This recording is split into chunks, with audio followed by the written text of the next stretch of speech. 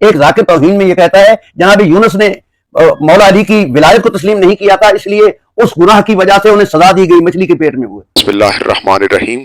یا ایھا الذین آمنوا استجیبوا للہ وللرسول اذا دعاکم لما یحییکم۔ کلام پاک میں ارشاد ہو رہا ہے، اے ایمان والو، جب اللہ اور اس کا رسول تمہیں اس امر کی طرف پکارے جس میں تمہارے لیے حیات ہے تو فوراً ان کی آواز پر لبیک کہو۔ جب معصوم سے پوچھا گیا مولا وہ کون سا امر تھا جس پر لبیک کہنا تھا، فرمایا وہ امر ہی تو ولایت علی تھا جس میں حیات ہے، وہ علی بادشاہ کی ولایت تھی۔ اسی لیے سرکار حاتم مرتبت نے فرمایا کہ اگر کوئی شخص روز قیامت 70 نبیوں کے اعمال کا ثواب لے کر پروردگار عالم کے سامنے حاضر ہو تو اللہ اس کے اعمال کو قبول نہیں کرے گا اگر وہ میری رسالت کے ساتھ علی کی ولایت کا اقرار نہ کرتا ہوگا۔ تو ولایت اتنی ضروری ہے، ولایت کی اتنی اہمیت ہے کہ ولایت ہی کی وجہ سے انسان عدل پر قائم رہ سکتا ہے، اور عدل صفت الہیہ ہے۔ اس ولایت کا فائدہ یہ ہے کہ اگر انسان ولایت کا اقرار کر لیتا ہے، ولایت کو مان لیتا ہے، تو پھر وہ عادل بن جاتا ہے، اس کے اندر عدل آ جاتا ہے، وہ اس حجت کو مانتا ہے جو اللہ کی طرف سے بنائی گئی ہو، نہ کہ اس کو حجت مانتا ہے جو لوگوں کے اجماع کی وجہ سے خود کو حجت خدا کہلوانے لگ پڑے۔ وہ صرف انہی کو حجت مانتا ہے جو حجت اللہ کے حکم سے نامزد کی گئی ہو، جو حجت الہیہ ہیں۔ اس ویڈیو میں حافظ صاحب نے ولایت علی کا انکار کرنے کی کوشش کی گئی ہے۔ اگر اب مجھے اس بات کی خبر نہیں کہ وہ دانستہ طور پر انہوں نے ایسا کیا ہے یا غیر دانستہ طور پر، لیکن حافظ کاظم رضا نقوی صاحب لاہور سے ہیں، یہ اس طرح کی حرکات کرتے رہتے ہیں اور پھر ذاکرین علماء واعظین پر تہمات لگا کر ان پر پرچے بھی کٹواتے رہتے ہیں۔ یہ ان کی حیثیت ہے، یہ ان کی بہت بڑی کہہ لیں کہ ان کا تعارف ہے، یہی تعارف ہے ان کا کہ یہ شیعان حیدر قرار سے بغض رکھتے ہیں، اور جو شیعان حیدر قرار سے بغض رکھتا ہے وہ در حقیقت مولف نے یہی فرمایا ہے کہ جو مقصرین ہیں وہ ہمارے فضائل کے منکر ہیں، اور جو نواسب ہیں وہ ہمارے چاہنے والوں سے بغض رکھتے ہیں، دشمنی رکھتے ہیں۔ تو میں نہیں سمجھتا کہ حافظ صاحب کے ساتھ میں جو میں ان کو اس ویڈیو میں ان کا جواب دینا چاہتا ہوں، اور بڑے عزت و احترام کے ساتھ ان سے ایک چند باتیں کرنا چاہتا ہوں جو انہوں نے ذاکرین کو برا بلا کہنے کے لیے ولایت علی کے انکار، اللہ جانے دانستہ طور پر یا غیر دانستہ طور پر، یہ دلوں کے راز تو اللہ جانتا ہے، لیکن انہوں نے ایسا کیا ہے۔ انہوں نے کہا ہے کہ ذاکرین غلطیاں کرتے ہیں، کہ انبیاء پر ایسا گناہ کرتے ہیں کہ انبیاء پر تہمات لگاتے ہیں کہ انہوں نے یہ غلطی کی ہے۔ حضور آپ پہلے یہ دیکھیے کہ جو لفظ ہوتے ہیں وہ ہر شخصیت کے ساتھ منسوب ہونے کے بعد ان کے معنی بدل جاتے ہیں۔ جو انبیاء کرام سے لغزشیں ہوتی ہیں، جو غلطیاں ہوتی ہیں، وہ اس طرح کی نہیں جس طرح کی غلطیاں آپ سے سرزد ہو رہی ہیں، کیونکہ ہادی برحق اگر غلطیاں کرے تو پھر ہدایت کون کرے گا؟ آدم علیہ السلام کو شجرہ ممنوعہ سے روکا گیا تو پھر بھی وہ اس کے قریب چلے گئے تو ان سے یہ لغزش ہوئی، ترک اولیٰ ہوا۔ یہ عصمت انبیاء کا ایک ٹاپک ہے، آپ نے پڑھ رکھا ہوگا، اگر نہیں پڑھا تو تاریخ اسلام میں جا کر دیکھیں کہ حضرت یعقوب علیہ السلام کے پاس رات کو فقیر آیا تو اس نے کچھ مانگا، تو جناب یعقوب علیہ السلام سے کوتاہی ہوئی، عدم استحکام سمجھ لیں اس کو، کہ ان سے یہ کوتاہی ہوئی کہ اس کو کچھ دے نہ سکے، تو اللہ نے جناب یعقوب اور یوسف علیہ السلام کے درمیان جدائی ڈال دی۔ تو یہ ان کا امتحان تھا۔ اسی طرح جناب یونس علیہ السلام سے بھی یہ امتحان لیا گیا کہ جب ان سے ولایت علی کے بارے میں کہا گیا کہ آپ علی اور اولاد علی سے محبت رکھیں اور ان کی ولایت کا اقرار کریں، تو اس میں انہوں نے انکار نہیں کیا، انہوں نے ہچکچاہٹ کا مظاہرہ کیا۔ جو معصومین علیہ السلام کے فرمان، امام زین العابدین علیہ السلام کے فرمان سے میں آپ کو ثابت کر کے بتاؤں گا، فرمان سناؤں گا مکمل اس کا، لیکن پہلے حافظ صاحب کی اس ویڈیو کو سنیں اور اس کے بعد ہم اس ویڈیو کا جواب آپ کے گوش گزار کریں گے۔ کروں گا کہ اس طرح کے بہت سے ذاکرین سٹیج پہ آئے ہوئے ہیں۔ ایک ذاکر توہین میں یہ کہتا ہے جناب یونس نے مولا علی کی ولایت کو تسلیم نہیں کیا تھا، اس لیے اس گناہ کی وجہ سے انہیں سزا دی گئی، مچھلی کے پیٹ میں ہوئے۔ اور نبی غلطی کر ہی نہیں سکتا، کیا ہو گیا تم لوگوں کو؟ کبھی جناب ابراہیم کی توہین علیہ السلام کی توہین کرتے ہو، کبھی جناب یونس علیہ السلام کی توہین کرتے ہو۔ نبی غلطی کر ہی نہیں سکتا.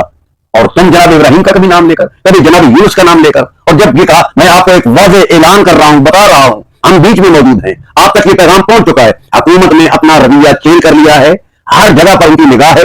اب اگر پابندی لگتی ہے, مسائل ہوتے ہیں, یاد رکھو حکومت کنٹرول کر رہی ہے. اس لیے اللہم صلی علی محمد وآل محمد واجل فرج آل محمد. حافظ صاحب نے کہا ہے اس ویڈیو میں کہ یہ غلطیاں کر رہے ہیں, یہ فضائل انبیاء کا انکار کر رہے ہیں. حالانکہ حافظ صاحب خود فضائل انبیاء کا انکار کر رہے ہیں, بلکہ حاتم مرتبت سرکار حاتم مرتبت کی کہی ہوئی بات کا انکار کر رہے ہیں. جو رسول اللہ بادشاہ نے فرمایا کہ 70 نبیوں کا مال بھی کوئی لے کر آئے گا تو اگر میری ولایت, میری رسالت کے ساتھ علی کی ولایت کا اقرار نہ کرتا ہوگا تو اللہ اس کے مال کو قبول نہیں کرے گا. اور ساتھ کے آل محمد بادشاہ نے بھی فرمایا کہ جو ہمارے اصحاف کا منکر ہے اللہ اس کی نہ کوئی نیکی قبول کرے گا اور نہ ہی اس کی برائی کو درگزر کرے گا. پھر سرکار علی علیہ السلام کا اپنا فرمان ہے, سرکار فرماتے ہیں جو ہماری فضیلت کا منکر ہے وہ کافر ہے. اسی طرح ایک زندیق نے, میں جو بھی فرمان سنا رہا ہوں اور جو بھی بات کر رہا ہوں وہ معصومین علیہ السلام کے فرمان کے مطابق کر رہا ہوں یا قرآن سے کر رہا ہوں, اگر تفسیر بالرائے کی جائے تو اس کا انجام بہت برا ہے.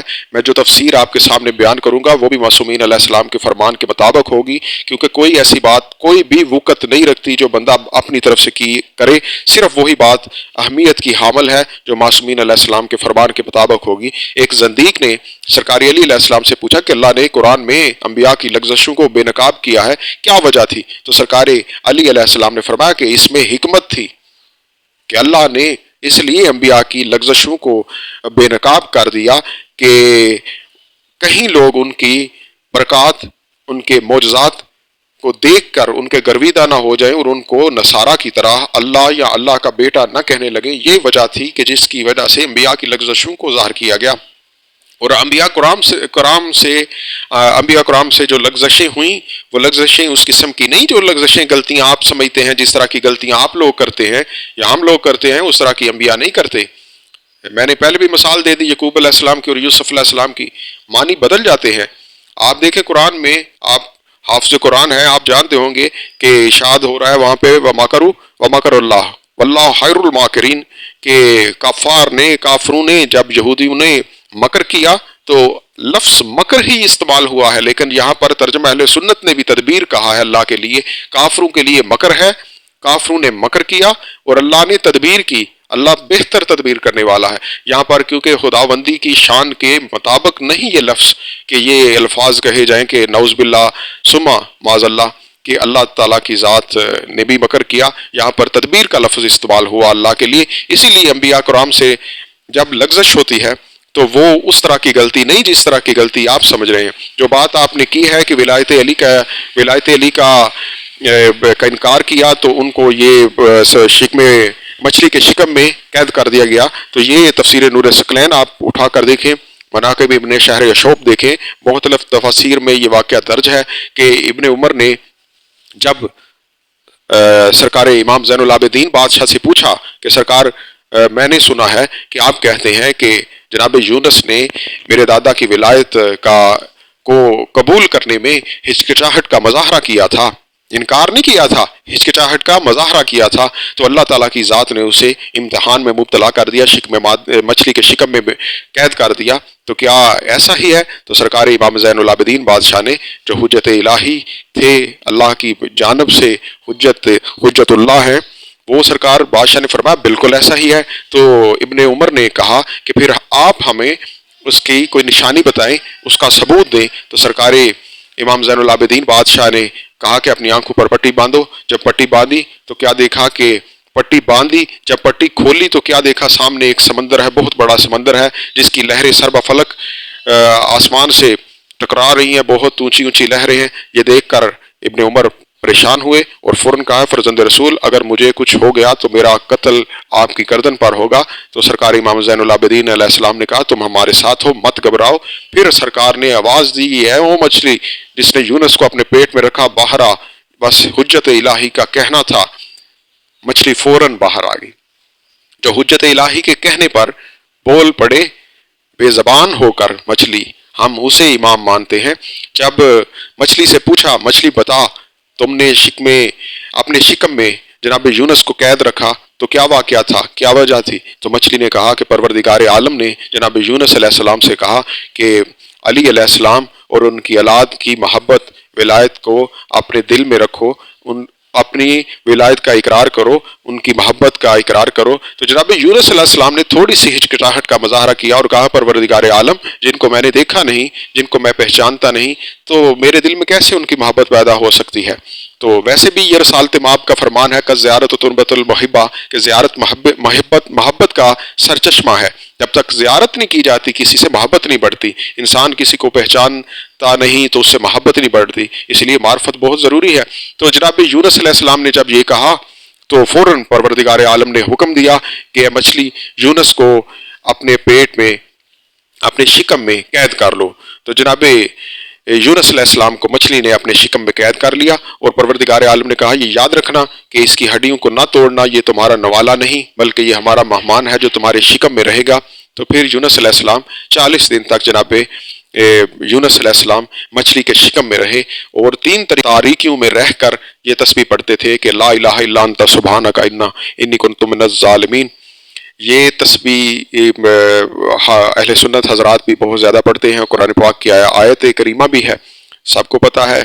یہ تسبیح 40 دن تک پڑھی اور پھر اقرار کیا کہ پروردگار عالم مجھ سے یہ لغزش ہوئی تو مجھے معاف فرما انہی ہستیوں کے بدلے میں, اور میں ان سے محبت اور ولایت کا اقرار کرتا ہوں. تو پروردگار عالم نے مچھلی کو حکم دیا کہ مچھلی نے کہا کہ میں نے جناب یونس علیہ السلام کو ساحل سمندر پر اگل دیا. تو یہ واقعہ تھا جو ہماری کتب میں موجود ہے.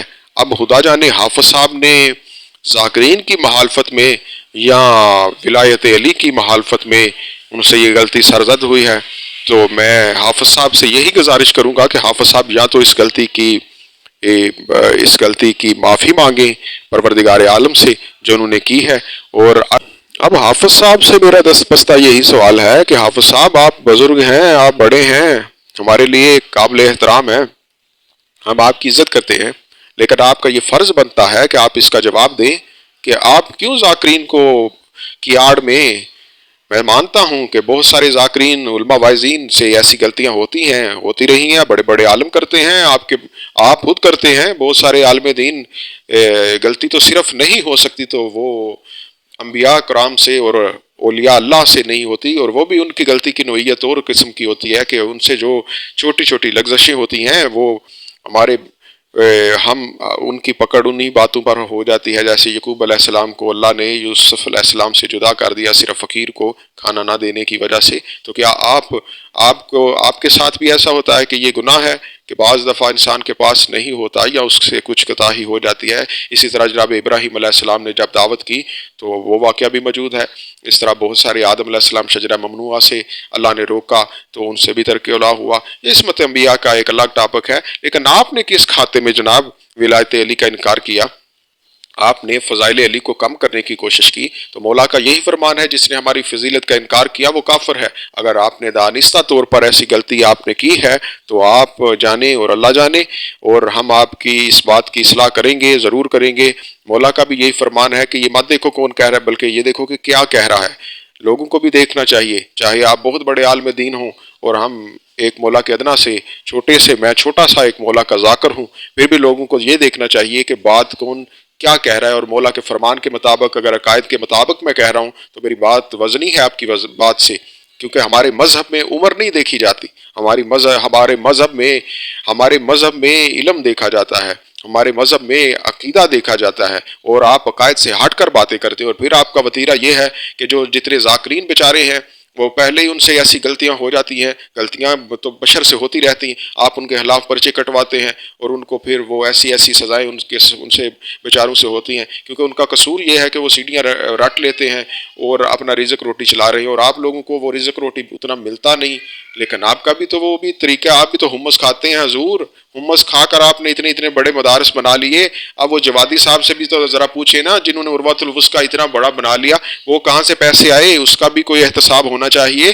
خدارا ایسا مت کرے, آپ فضائل علی کو کم کرنے کی کوشش مت کریں, اور ذاکرین کی جہالت کی وجہ سے آپ یہ الزام تراشیاں مت کریں کہ یہ ایسے واقعات نہیں. یہ سارے واقعات موجود ہیں. آپ کہیں گے تو حوالہ جات بھی میں نے آپ کے سامنے حوالے پیش بھی کیے ہیں, کتاب بھی آپ کو دکھا دیں گے, بلکہ آپ یہ خود دیکھیں. بلکہ میں گزارش کرتا ہوں مومنین کرام سے کہ یہ اس ویڈیو کو صدات و غیر صدات تو برائے مہربانی اس ویڈیو کو آگے بھیجیں تاکہ حافظ صاحب اس کو سنیں اور ایکشن لیں. اگر بات غلط ہے تو میرے خلاف ایکشن کر لیں, اگر بات صحیح ہے تو پھر مولا سے معذرت کریں اور عقائد کی پاسداری کے لیے اس لوگوں کو گمراہ نہ کریں. خدا را ایسے مت کریں کہ بہت ساری قرآن کی آیات کی باطنی تفاسیر بھی ملتی ہیں اور ظاہری تفاسیر بھی ملتی ہیں. آپ ایسا مت کریں کہ آپ لوگوں کو اپنے آبا کبا کی وجہ سے اور اپنے مرتبے اپنی دولت کے ہمار میں لوگوں کو ولایت علی سے خدا را مت روکیں. آپ کی اپنی مرضی, آپ سرکار علی علیہ السلام کی ولایت پر کس قدر عمل کر رہے ہیں, کس قدر آپ اس پر پختہ ہیں, کس مقاصد کی وجہ سے آپ شیعہ ہیں, یہ آپ ہی بہتر جانتے ہیں کہ علی کے شیعہ ہیں کہ گروہ کے ایجنٹ ہیں. فی امان اللہ, مولا کی ایمان میں اور آل محمد کی ولایت وہ بڑی ڈھال ہے جو انسان کو کسی مقام پر نہ گرنے دیتی ہے نہ جھکنے دیتی ہے. اور ہم مولا کے مولائی ہیں, ہمیں نہ کوئی مقام چاہیے, نہ کوئی دولت چاہیے, نہ کوئی وزارت چاہیے, ہمیں تو بس مولا کا دیدار چاہیے. یہی بات میں اکثر مجالس میں جب مجلس پڑھتا ہوں تو یہ کہتا ہوں, نہ دنیا نہ مال و زر نہ وزارت کے واسطے ہم جی رہے ہیں تیری زیارت کے واسطے. وما علینا الا البلاغ المبین.